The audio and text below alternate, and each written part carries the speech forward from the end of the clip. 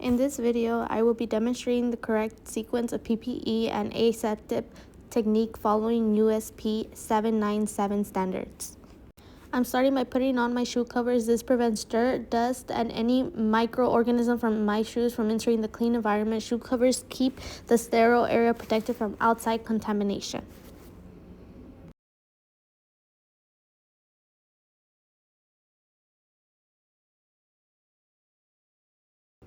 Now I'm putting on my face mask. Wearing a mask helps reduce contamination that can come from breathing, talking, or coughing. It also helps maintain the clean air quality in the compounding area.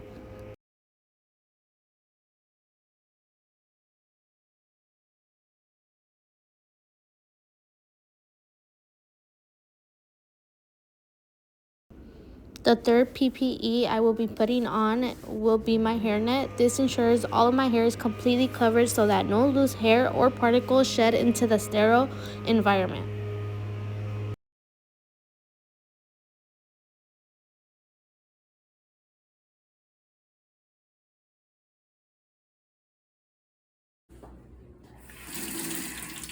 Now that I'm done with that part of the PPE, I'm going to start my aseptic hand washing.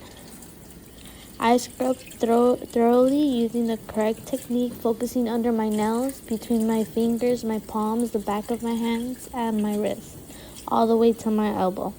This is done to remove any microorganisms as possible before moving into the clean side.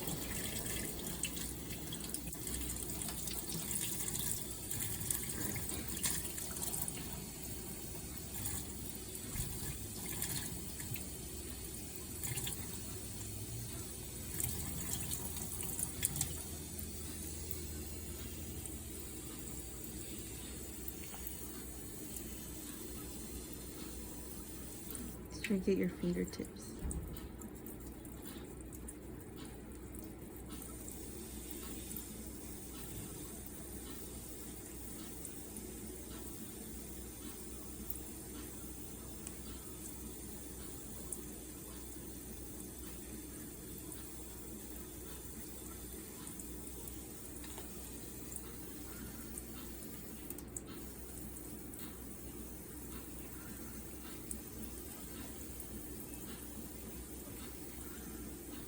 In the backs and the palms of your hands.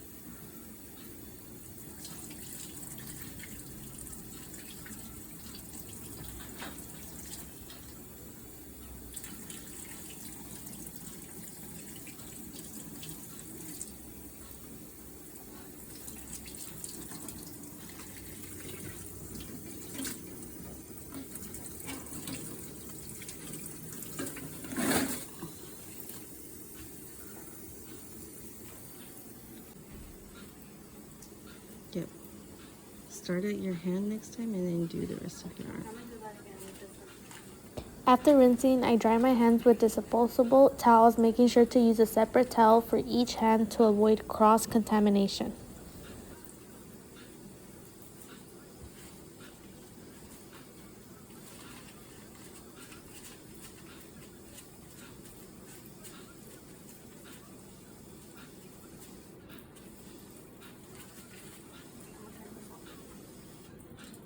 No, you're supposed to do You're supposed to turn the water off with okay.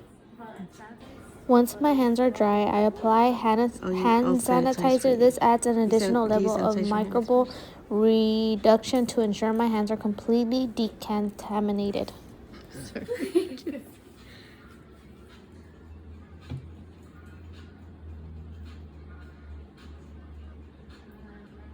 You just have to let it dry. You could it then.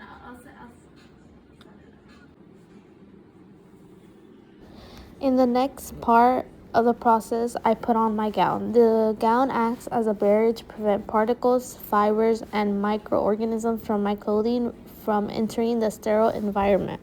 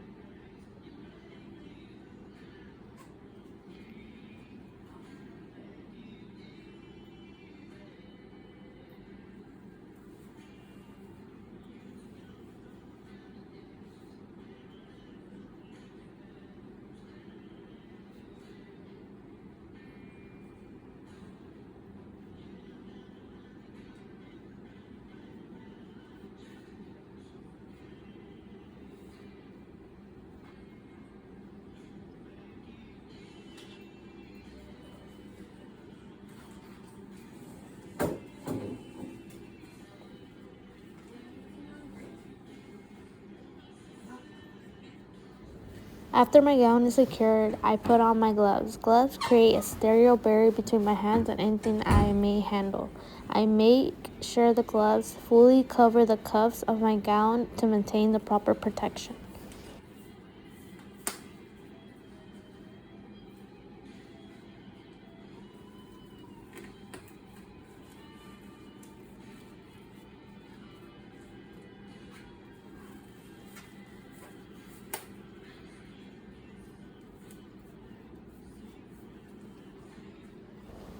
Finally, I sanitize my gloved hands. Even though the gloves are clean, sanitizing them ensures that they remain aseptic before I begin working into the primary engineering control. And that would complete our PPE. First off, we start by spraying off our hands with 70% alcohol. Rub them together and let them dry. Once they have dried, you go ahead and get an inch thick of gauze and put it to the side on your left corner. You're going to start off by having all your clean products on the left side. Once you're done with that, you go ahead and get your alcohol. You pour it onto your pads until you know they're completely good amount drenched. You should be able to lift it and see a puddle right at the bottom. Just clearly like that. You should see alcohol right as a puddle.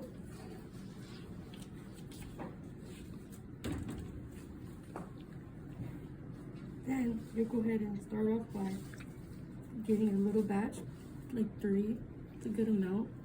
You start off by cleaning the top of our hood.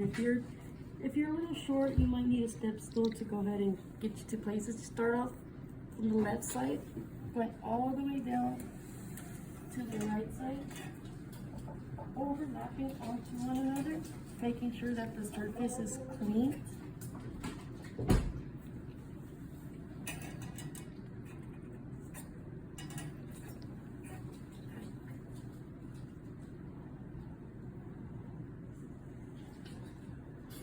Stroking it back and forth, making sure you are getting it all clean. You are able to go ahead and touch the light at this point. Once you have finished doing the top, you go ahead and get your trash pile and stick it right to the right side. You don't want it touching nowhere near your clean products. Then you go ahead and get another batch. And where your IV bags are going to go, you go ahead and just give it a little bit sterile clean because you want them to be clean. Then you go ahead and put that off to the side. Get a few more. You grab your pull, and you don't need to stroke back and forth or nothing. Just go left to right. Just one time. Go ahead and place that right there in your trash pile. You get a few more, and you start off on this on the walls. You go left, all the way down to the right side. You make sure you go ahead and see your strokes of alcohol as well, so you know you're actually getting it clean. Stroking back and forth, overlapping, same way you did the back.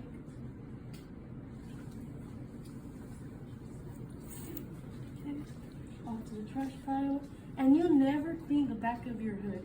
This is where our airflow will be coming in, which is called our HEPA airflow. Start up on this side, same way as well.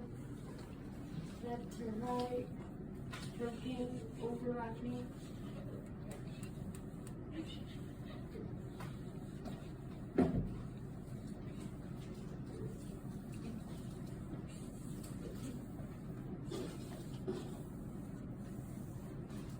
Once you are done, you collect your remainder of them, and now you start off with your surface area where you will be working on. You start off left. Remember, you're never ever able to enter your hood for the stairway.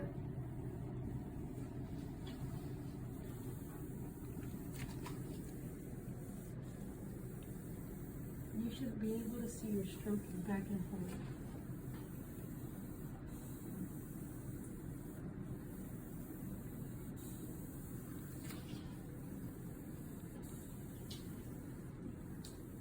Then you go ahead and get your right arm. Go ahead and go collect your trash pile. Keep it on your right arm. You don't want it touching your left side where your clean products are.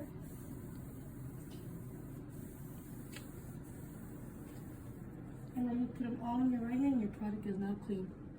I will be doing the 500 milligrams per milliliter, and I will be starting with the 3-swipe technique to make sure everything is sterile.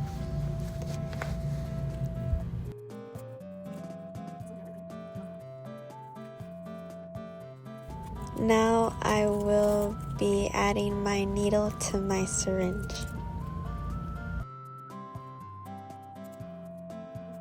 Next, I will be taking 5.6 milliliters of sterile water.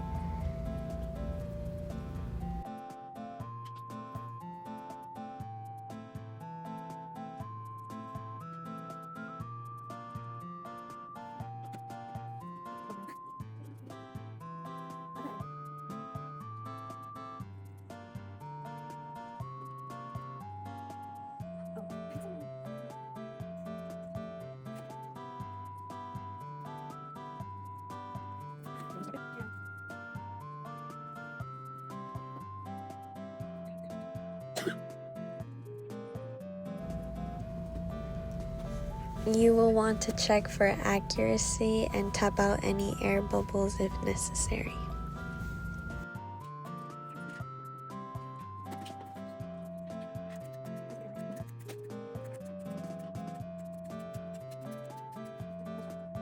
Now you will add your sterile water into your practice solution. After adding your water, mix very well and check for any clumps.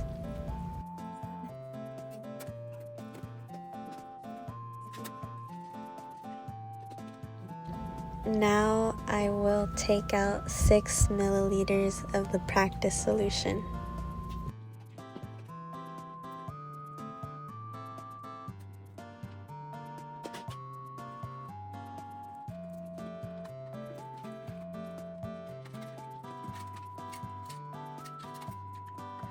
You want to check for accuracy and tap out any air bubbles again.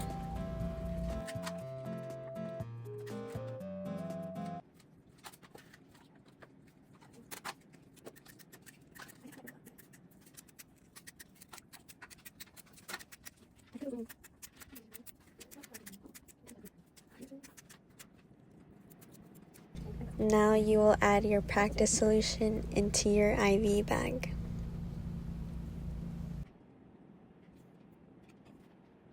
Now you will dispose your needle properly and make sure you clean everything properly as well. So you just saw a demonstration of a reconstitution of powder. a vial just like this one was used in that demonstration. You can see if you turn it around to the back, it is practice dosages for 3 grams. So it'd be 3 grams of medication or active ingredient. And in that video, we did the reconstitution to 6 milliliters.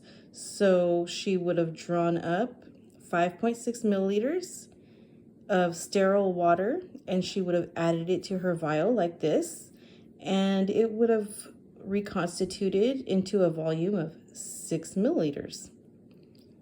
And we would have ended up with a concentration of 500 milligrams per milliliter.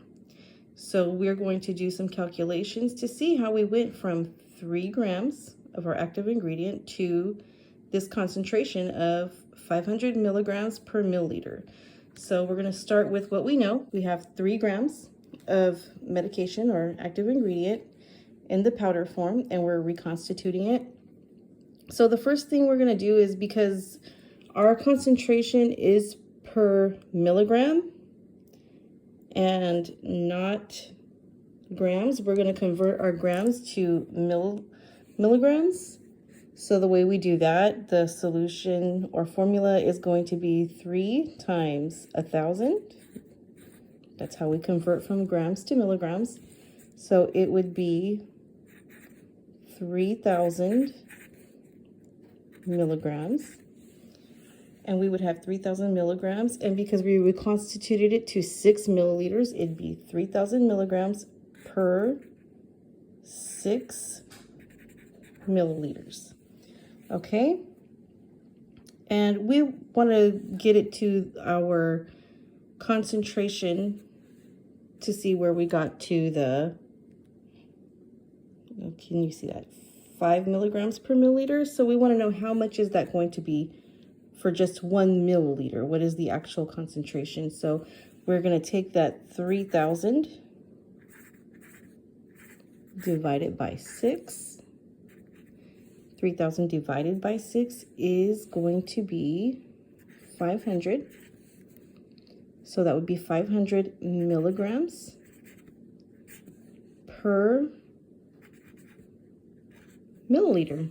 And there you go. That is our calculation. For my final project, I'm going to show how to administrate IVPs and ampules and talk about the 5 stages. As you can see, I inserted some pictures that show step by step of everything.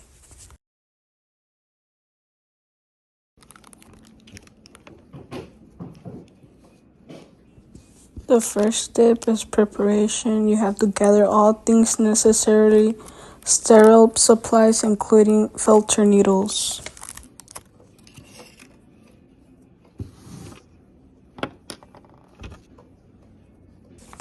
For my second step, you do an ampule opening. Use a sterile gauze or ampule opener to safely snap the top of the glass ampule. As you can see, I kind of missed a step because I did the third step, which is using a filter needle. A filter needle must be used to draw the medication out of the ampule into a syringe.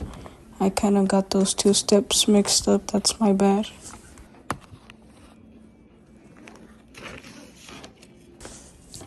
As for the fourth step, you'll be doing a needle change. The filter needle is to immediately discard it into a sharp container and replace with a new appropriate injection needle.